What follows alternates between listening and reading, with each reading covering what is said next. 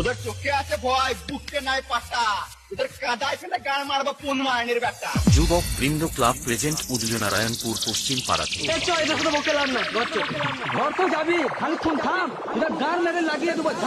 যুবক বৃন্দ ক্লাবের পরিচালনায় 2026 সালের 7 এপ্রিল শ্রী শ্রী রক্ষা কালী মায়ের পুজো উপলক্ষে সবাইকে জানাই সাদর আহ্বান।